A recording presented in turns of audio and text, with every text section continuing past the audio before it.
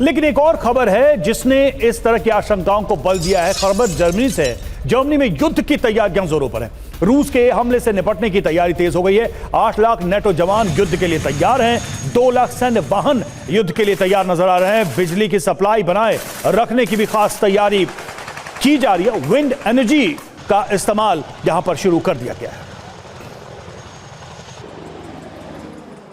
इन secret documents के जरिए क्या विध्वंसक खुलासे हुए हैं, इंफॉर्मेशन आपके सामने होगी और उसके बाद एक्सपर्ट से करेंगे सवाल, क्योंकि यहां जानिए कि किस तरीके से 1000 पेज के ये डॉक्यूमेंट बताए जा रहे हैं जिसमें बकायदा वॉर प्लान की पूरी डिटेल्स हैं। अब आत्मरक्षा का ये ब्लूप्रिंट जिस तरीके से तैयार किया गया है उससे रवि एक बात तो साफ है, रूसी हमले से निपटने की ये बड़े स्तर पर की गई तैयारी है। बिल्कुल। और देखिए 8 लाख नेटो जवान युद्ध के लिए तैयार रखे गए हैं। नेटो के 2 लाख सैन्य वाहन युद्ध के लिए तैयार हैं। ट्रक ड्राइवर्स को सैन्य वाहन चलाने का प्रशिक्षण दिया जा रहा है और जंग के लिए तैयार नागरिकों को वॉर ट्रेनिंग दी जा रही है, यानी आम नागरिकों को भी युद्ध के लिए तैयार किया जा रहा है। हालांकि सरकारी इमारतों की सुरक्षा के जिस तरीके से बंदोबस्त किए गए हैं वो भी एक बड़ा संकेत है। डीजल से चलने वाले जनरेटर की स्टोरेज को लेकर भी इनपुट आ रहा है। एनर्जी सप्लाई के लिए ये विंड टर्बाइन की व्यवस्था जिस तरीके से की जा रही है, जनता और सेना की रसद के भंडार जिस तरीके से किए जा रहे हैं, ये बड़े स्तर पर की जा रही तैयारी को समझना भी बहुत जरूरी है। रवि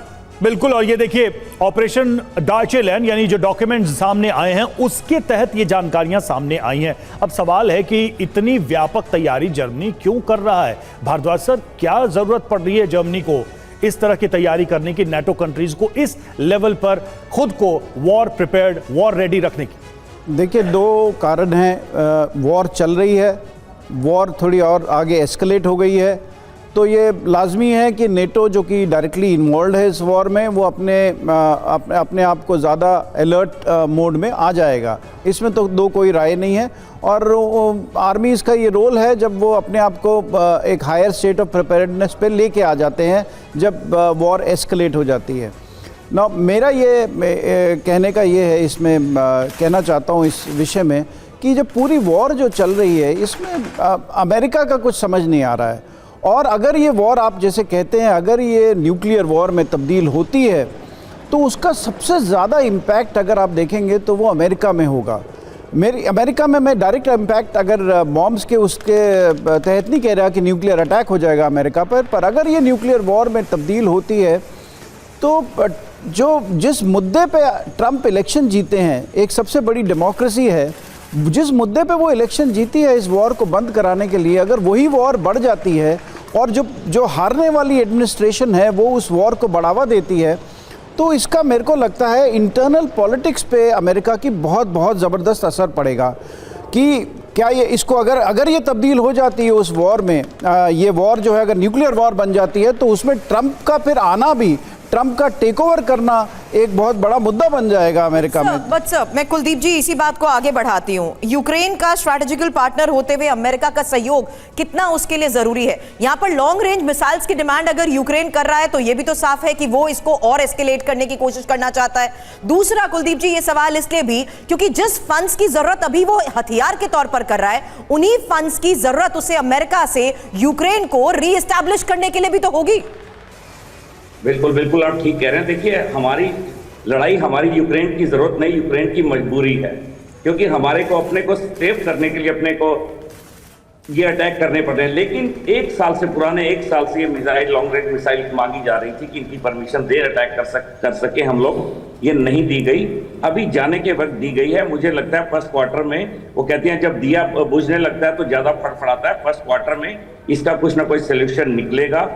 ट्रंप आके कोई ना कोई सोल्यूशन निकालेंगे। हम लोग, पूरा यूक्रेन ये सोचता है और मेरे ख्याल से दुनिया के जितने भी लोग हैं बुद्धिजीवी, वो लोग इस पर ध्यान देंगे और ये वर्ग मेरे ख्याल से फर्स्ट क्वार्टर में वॉर खत्म हो जाएगी। जो यहाँ के लोग, यहाँ के जो मिनिस्टर्स हैं, जो बात चलती है, मुझे लगता है कि फर्स्ट क्वार्टर में वॉर खत्म होने के चांसेस हैं। इसको यूरोप प्रिकॉशन ले रहा है। यूरोप कभी लड़ने की कोशिश नहीं करेगा पूरे तरीके से। अच्छा कुलदीप जी, यूरोप हमेशा उन्होंने पीठ दिखाई है उन लोगों ने। कुलदीप जी, एक छोटी सी बात है, छोटा सा सवाल है, कीव में इस वक्त कितने सेफ या सुरक्षित हैं आम लोग, आम नागरिक, आप लोग? देखिए, सुरक्षित तो यही है कि जब तक जिंदा है सुरक्षित है। अभी पिछले 2 तारीख को मेरे घर के साथ में बम गिरा, मेरी दीवारें टूट गई, शीशे टूट गए। तो ये अभी जब तक हम लोग जीवित हैं तब तक ही सुरक्षित हैं, क्योंकि अटैक रोज हो रहे हैं। अब जब जो उस रेंज में आ जाएगा वो सुरक्षित नहीं है, जो उस रेंज से बाहर है वो सुरक्षित है, अदरवाइज हम लोग सुरक्षित नहीं हैं।